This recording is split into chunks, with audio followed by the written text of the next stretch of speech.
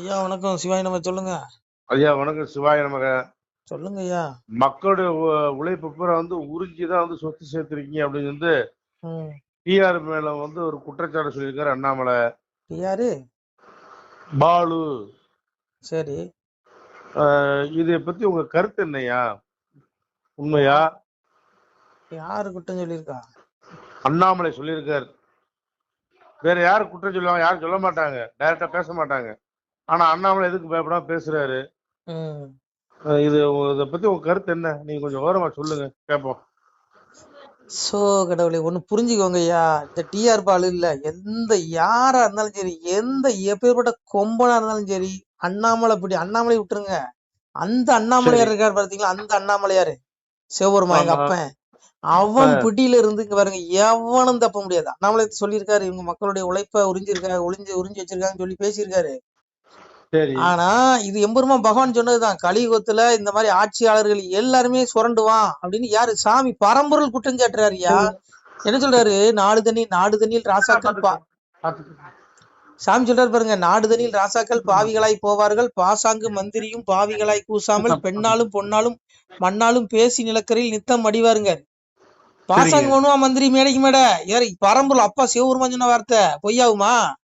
அதனால இங்க பாருங்க, இவன் எவனும் தப்ப முடியாதுங்க. இங்க பாருங்க, பேசுற நானும் தப்ப முடியாது, நீங்களும் பிறகு எவருமா அப்படின்னு தப்பவே முடியாது. ஏன்னா எங்க அப்ப தெளிவா சொல்றான், சர்கானா மாதி ரந்தச மத்தியம் சைவாக மர்ஜுன அத்தியாத்ம வித்யா வித்யானம் வாதக பிரவத தாமகங்கிறார். அதாவது என்ன சொல்றான், நானே படைப்புகளின் ஆரம்பமாகவும் முடிவாகவும் நடுவாகவும் நான் தான் இருக்கிறேங்க. ஒரு ஜீவராசியோட முதல் தோற்றம், ஒரு ஜீவராசி இந்த பூமிக்கு ஜனம் எடுத்து வர்றதுல இருந்து, அது நடுவால வாழ்ற வாழ்க்கையில இருந்து, அந்த ஜீவராசி இறக்கும் வரையில நான் தாங்கிறாரு. எல்லாத்துக்கும் நடுவும் முடிவும் தொடக்கம் நான் தாங்கிறேன். அப்ப எல்லாம் அவன் தான் ஓட்டுறான். அப்போ இவனுக்கு செய்யற தப்பு எதுவுமே அப்பாவுடைய கண்களுக்கு மறைவா இல்ல. புரியுதா உங்களுக்கு? விடுவானா? வச்சு செஞ்சிருவான். அண்ணாமலை என்ன பண்ணுவாரு? போய் 2 வாதம் பண்ணுவாரு, அதோட முடிஞ்சு போயிடும். இவர் என்ன டிஆர் பாலு என்ன போய் 1000 வருஷம் முடிச்சு போய் இது பண்ண போறாங்களா? அது ஒண்ணும் கிடையாது. அதனால இங்க பாருங்க, ஆத்ம தண்டனைக்கு மிகப்பெரிய தண்டனைங்க. உடலுக்கு மிஞ்சி போனா 100 வருஷம் தண்டனை கொடுக்கலாமா? ஒரு உடலுக்கு, ஒரு மனுஷனுடைய சராசரி வாழ்க்கை 100 ஆண்டுன்னு வச்சுக்கோங்க. ஒன்னா மிஞ்சி போனா நீ உன்னால எவ்வளவு நாள் தண்டனை கொடுக்க முடியும்? அதுக்குள்ள இந்த ஜீவாத்மா உடல்ல இருக்காது, போயிடும். அப்போ அந்த ஆத்ம தண்டனைங்கிறது மிகப்பெரிய தண்டனையா, மிகப்பெரிய தண்டனை. அதான் சாமி சொன்னாரு, காயக்காரன் மாய சித்தம் நான் உங்கள் கண்காணா பெருவழியோன், அவரவர்கள் செய்யும் குற்றம் உங்கள் ஆண்டினான் அறிவினடா. அப்பன் யார் அறிகிறார்? நம்ம அப்பன் ஆண்டி. ஆண்டி இப்ப இருக்காம பாருங்க, சிவருமா, அந்த ஆண்டி, சித்தனாண்டி சிவனாண்டி இந்த தேசமெங்கும் நான் ஆண்டினா அவன் அறிகிறான். அப்ப டிஆர் பாலு இப்படி தப்ப முடியும்? டிஆர் பாலு மட்டும் இல்ல, இந்த ஆராசா யாரும் தப்ப முடியாதுங்க. இவனுக்கு என்ன நினைச்சுக்கிறான், செத்து போனா எல்லாம் முடிஞ்சிருது, அதனால நமக்கு வாய்ப்பு கிடைச்சிருக்கு, பதவி, அடி, என்ன வேணாலும் பண்ணு, எப்படி வேணாலும் பேசு, நம்மள ஏவன ஒன்னும் பண்ண முடியாதுன்னு நினைக்கிறான். அடா பாவிகளா, பகவான் சொல்றான் பாருங்க, மாயாத்தேசன பிரகிருதியும் சூயதே சராசரம் கேது நாளைக்கு ஜெகத்வி பரிவர்த்ததே. பிள்ளைகளே, இந்த உலகமானது தலைவனான என் கண்காணிப்புங்கிறது. யார் கண்காணிக்கிறா? சிவருமா. விடுவானா? சொல்லுங்க, விடுவானா? இவனுங்க எல்லாம் என்ன, நான் என்ன கேட்கேன், இவன் எல்லாம் என்ன இரணியனை விட பெரிய ஆளா? சூரபத்மனை விட பெரிய ஆளா? சொல்லுங்க. அன்னைக்கு சூரனுடைய நிலைமை என்னாச்சு? சூரனுக்கு எங்க அப்பா முருகபெருமான் புத்தி சொல்றான். என்ன புத்தி சொல்றான்?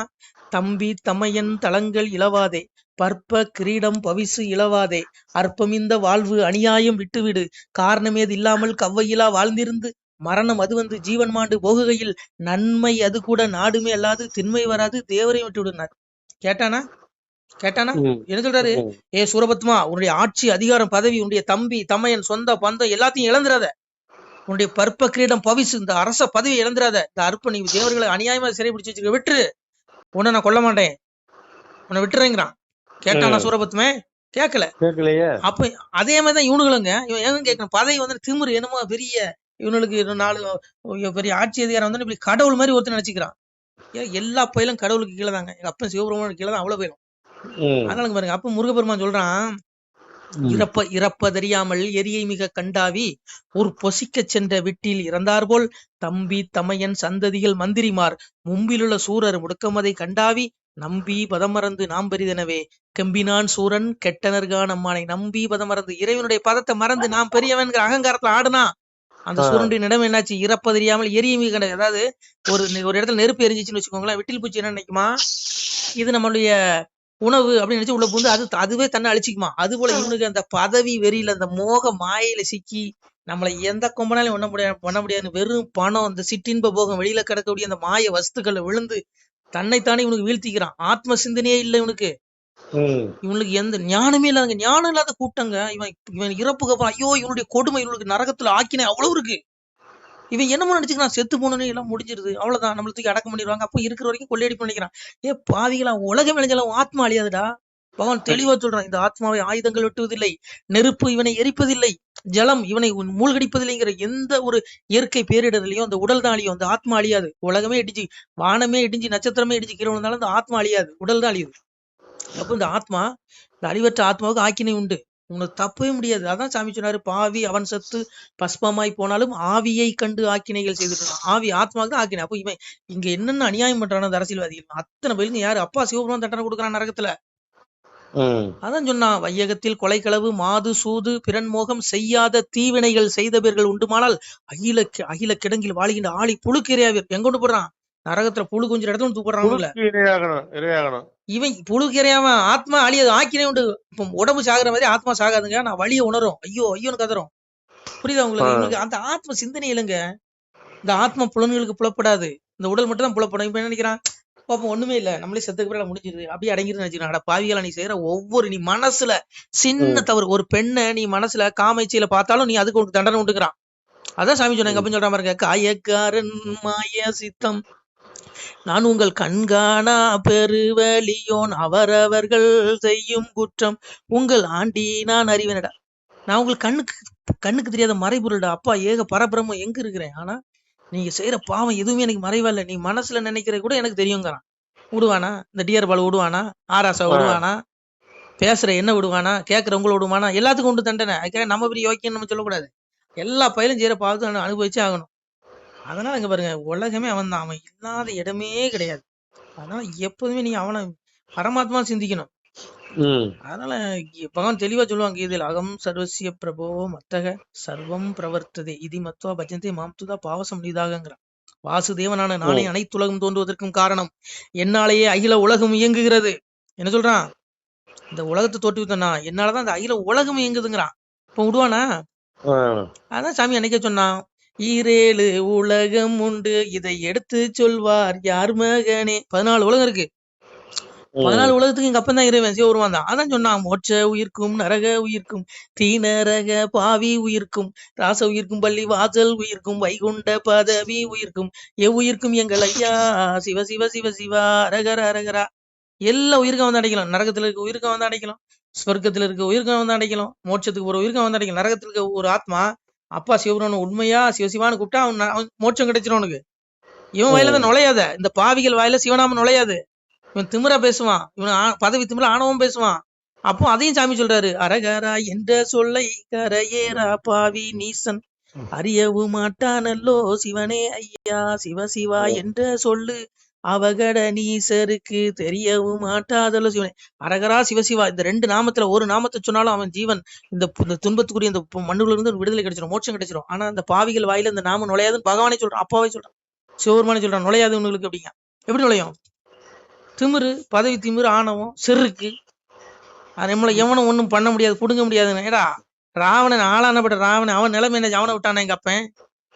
வெள்ளருக்கு சடைமுடியான் வெற்படுத்த திருமேனி மேலுங்கீழும் எல்லிருக்கும் இடத்தை விட்டு ஈயிருக்கும் இடம் நாடி இழைத்தவாறே கல்லிருக்கும் மலர்கூந்தல் ஜானகிதன் மனச்சிறையில் கலந்த காதல் உள்ளிருக்கும் எனக்கருதி உட்புகுந்து தடவிதோர் ஒருவன் வாலிங்கிறான். எங்க அப்பனுடைய ராமனுடைய வாலி அந்த ராமபானம், ராவணன் 1000 சல்லடக்கணக்க தொலைச்சி 1000 பிணக்குயிலுக்கு அடியில கொண்டு போடிச்சான் ஒரு ராமபானம்.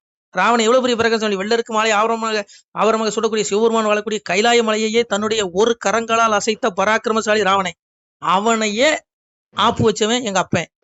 இவன் யார், என் மலஞ்சலம் கழிக்கிறவன், ஒரு சீக்கு வந்தா செத்து போயிடுவானுங்க. இவனுங்களை சங்காரம் பண்றாங்க. அவனுக்கு எவ்வளவு நேரம் எங்க அப்பனுக்கு. அல்லங்க பாருங்க, ஆத்ம சிந்தனை இல்லாதவனுக்கு இந்த கூட்டம்லாம் இவனுக்கு யாருமே தப்ப முடியாதுங்க. பாருங்க, பேசுற நானும் தப்ப முடியாது, எவனுமே இந்த பிரபஞ்சத்துல பாவம் பின் தொடரும், கர்மா விளைஞ்சுக்கிட்டு தாங்க இருக்கும். அதனால சாமி என்ன சொன்னா, என்ன வேலை செஞ்சாலும் அப்பாவே தேடிக்கங்கிறான். அவனை நினைச்சாதான் உங்களுக்கு முக்தி. இந்த துன்பங்கிற இந்த பூமியில இருந்து விடுபட முடியும். உனக்கு 1000 கோடி பணம் வந்துட்டு உனக்கு விடுதலை கிடைக்குமா? நிம்மதியா இருக்க முடியுமா? அம்பானி நிம்மதியா இருக்காரா? கிடையாதுங்க. யார் நிம்மதியா இருக்க முடியும்? பகவான் அதையும் சொல்றான்.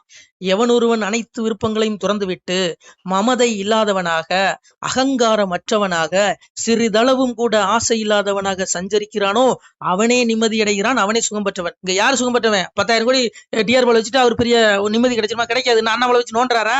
எப்படி கிடைக்கும்? கிடைக்காது. உனக்கு உனக்கு கோடி கோடியா வஸ்து கிடைச்சாலும் நிம்மதி இருக்காது. ஆனா நீ உன் மனசுல விருப்பங்களை விட்டுணும். எதுவுமே ஆசைப்படக்கூடாதுங்கிற பகவான். விருப்பங்களை துறந்து விட்டு மமதை இல்லாம அகங்காரம் இல்லாம இருந்தனா உனக்கு நிம்மதி உனக்கு தேடி வருங்கிறார். புரியுதா உங்களுக்கு? அதனால இங்க பாருங்க, இங்க பிரபஞ்சத்துல எவனுமே தப்ப முடியாதுங்க. டிஆர் பால் இல்லைங்க, அண்ணாமலை கூட தப்பு பண்ண அண்ணாமலையும் தப்ப முடியாது. எல்லாத்துக்கும் ஆப்பு உண்டு. பேசுற எனக்கும் உண்டு. இங்க பாருங்க, எங்க அப்பன் பிடியில இருந்து ஒருவனும் தப்ப முடியாதுங்க. அவன் எல்லாம் பெரிய கணக்கு. புரியுதா? பெரிய கணக்குங்க. அதான் சொன்னான். சொல்றான் பாருங்க, வையகத்தின் வைகை வாசல் காவலாளி 9 பேர் அங்கிருந்து பல உபகாரம் செய்யுகின்றார்.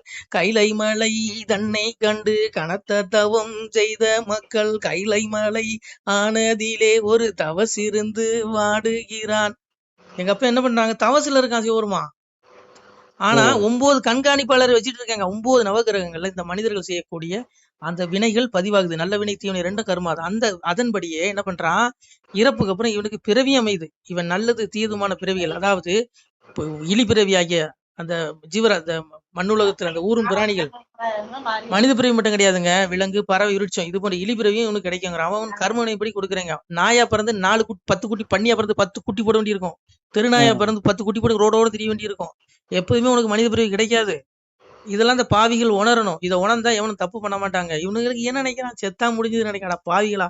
செத்துக்கு அப்புறம் தான்டா ஆத்ம வாழ்க்கை இருக்கு. மறுமைதான் நித்தியம். இது அனித்தியம். இந்த வாழ்க்கை கொஞ்ச நாள் கூத்து. இது கர்மனின்படி இந்த உடல் எடுத்திருக்கோம். அடுத்து ஆப்பு பெருசா இருக்குது. அதனால இங்க பாருங்க, இங்க எவனும் தப்ப முடியாது. எங்க அப்பா இப்படியில இருந்து.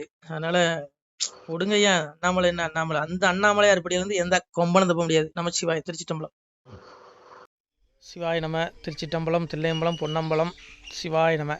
உறவுகளே, சிவ அன்பர்களே, தற்போது தாங்கள் இந்த வீடியோவில் பார்க்கக்கூடிய இடத்துல ஒரு சிவாலய திருப்பணி ஒன்று நடந்து கொண்டிருக்கிறது. இந்த இடத்துல பார்த்தீங்கன்னா முன்பு ஒரு காலத்தில் வந்து ஒரு சிவாலயம் இருந்திருக்குது. அதாவது இந்த ஏரியா வந்து இப்போ வந்து ஒரு தென்னை மரங்கள், பனை மரங்கள் சூழ்ந்த காடாக இருக்கிறது. முன்பு ஒரு காலத்தில் இங்கே ஒரு ஊர் இருந்ததாக சொல்கிறாங்க. ஆனால் இப்போது சுற்று வட்டாரத்தில் 5 கிலோமீட்டர் சுற்றுலாவில் ஊரே கிடையாது, காடு. இப்போ இந்த இடத்துல ஒரு சிவாலயம் வந்து அமையிருக்கிறது. இந்த சிவாலயத்தில் வந்து இருந்த அந்த சாமியுடைய திருமேனியை வந்து எடுத்து வச்சிட்டோம். திருப்பணி முடிஞ்சதுக்கப்புறம் பிரதிஷ்டை பண்ண இருக்கிற உறவுகளே, தற்போது இந்த வீடியோ பார்க்கக்கூடிய உறவுகள் தங்களால் முடிந்தால் ஒரு சின்ன உதவி செஞ்சு கொடுங்க. எங்கள் இடத்துல பொருளாதாரம் இல்லை. அதனால் பார்த்திங்கன்னா அந்த வேலையெல்லாம் அப்படியே நின்று போச்சு. பாருங்கள், இந்த அப்படியே பாதியிலே நிற்கிது இந்த சிவாலய திருப்பணி வந்து. பக்த கோடிகள், அன்பு உள்ளங்கள், தயவுசெய்து நீங்கள் உதவி செய்ய விருப்பமுள்ள உறவுகள் உதவுங்க. உங்களுக்கு கோடி புண்ணியம் கிடைக்கும். இந்த சாமியோடைய அருள் அனுகிரகம் உங்களுக்கு கண்டிப்பாக கிடைக்கும். இது வந்து ஒரு புகழ்பெற்ற சிவாலயம்னு கூட சொல்லலாம். சாமியோட திருமேனியை எடுத்து வச்சிட்டோம். இந்த இடத்துல பார்த்திங்கன்னா ஒரு வாசி தண்டம் இருக்குது. அந்த காலத்தில் ஒரு முனிவர் யாரோ தவம் செஞ்சுருக்காங்க. அவங்களுடைய வாசி தண்டம் அவர் திருக்கரங்களால் எழுதின ஓலைச்சுவடி கூட இன்றும் இருக்குது, இன்னும் பாதுகாக்கப்பட்டு வருது. அது கோயில் திருப்பணி முடிஞ்சதுமே அதையும் நாங்கள் அந்த வழிபாட்டுக்கு வச்சுடுவோம். இந்த சிவாலய திருப்பணி வந்து சாமி திருநாமம் வந்து முக்தீஸ்வரர் அப்படிங்கிற திருநாமத்தில் வழங்குறாரு. நெல்லை மாவட்டம் நாங்குநேரி தாலுகாவில் இந்த சிவாலயம் அமைய இருக்கிறது. உறவுகளே, இந்த வீடியோ பார்க்கக்கூடியவங்க ஒரு 2 பேருக்காவது கொஞ்சம் ஷேர் பண்ணுங்கள். இந்த வீடியோ பார்க்கக்கூடிய யாராவது ஒரு சின்ன உதவி செஞ்சால் இந்த ஆலய திருப்பணி வந்து கண்டிப்பாக நாங்கள் வெற்றிகரமாக முடிச்சுடுவோம். பாருங்கள், அந்த வேலை எல்லாமே அப்படியே நிற்கிது. கல்லெல்லாம் இறக்கி போட்டிருக்கோம். இன்னும் நிறைய கற்கள் தேவைப்படுது. சுவாமியோடைய அந்த திருக்கோபுரம் பார்த்திங்கன்னா லிங்க வடிவிலே அமைக்க இருக்கிறோம். உதவுங்கள் உறவுகளே. உங்களுக்கு அப்பா சிவபெருமானுடைய அருள் நிச்சயம் கிடைக்கும். எம்பெருமான் சொல்வான், வாழுவீர் தாழ்வில்லாமல் மக்களும் கிளைகள் கொஞ்சி நாளுமே மகிழ்ச்சியை கூர்ந்து நலமுடன் வாழும்போது நீளுமே எனது செங்கோல் நீதியும் நெறிபோல் வந்து ஆளுமே உங்கள் தன்னை அன்புடன் அலையாவண்ணம். உங்களை எம்பெருமானுடைய அப்பாவுடைய திருவாசகத்தாலேயே வாழ்த்துறோம் உறவுகளே. ஆணுடன் பெண்ணும் பெற்று அதிகமாய் செல்வமாகி தானுடன் நினைவுமுற்று தர்மமும் நெறியும் கற்று வேணும் நீள் காலமெல்லாம் வெள்ளியர் உடனே வாழ்ந்து போனுதல் கமலநாதன் பொற்பதம் பெற்று வாழ்வீர். அந்த ஈசனுடைய பொற்பதம் நிச்சயம் கிடைக்கும். உங்களுக்கு இகத்திலும் சுகம், பரத்திலும் சுகம்.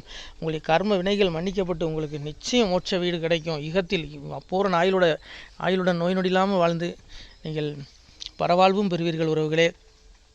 மக்களே, நீங்கள் எல்லாம் வாழ்பொன்னம் பதியிற் சென்று முக்கியமான யுகநில மதிலே தன்னால் கக்கிய பொன்கள் ஸ்வர்ணம் கைமணம் குளிர அன்னம் பொக்கிஷம் நிறைய வைத்து புகழவுண்டு இனிதாய் வாழ்வீர். இந்த இகவாழ்வும் பரவாழ்வும் உங்களுக்கு சுகப்பட அப்பன் ஈசனர்களால் வாழ்த்துகிறோம். இந்த திருப்பணிக்கு உதவி செய்ய ஒரு ஜிபே எண் சொல்கிறோம். இந்த எண்ணில் நீங்கள் உதவலாம். நீங்கள் இந்த எண்ணிலையும் நீங்கள் தொடர்பு கொள்ளலாம். ஜிபே, ஃபோன்பே, வாட்ஸ்அப் எல்லாம் இந்த நம்பர் தான். 93 85 44 31 06 93 85 44 31 06 இந்த எண்ணில் நீங்கள் உதவலாம். தொடர்பும் கொள்ளலாம்.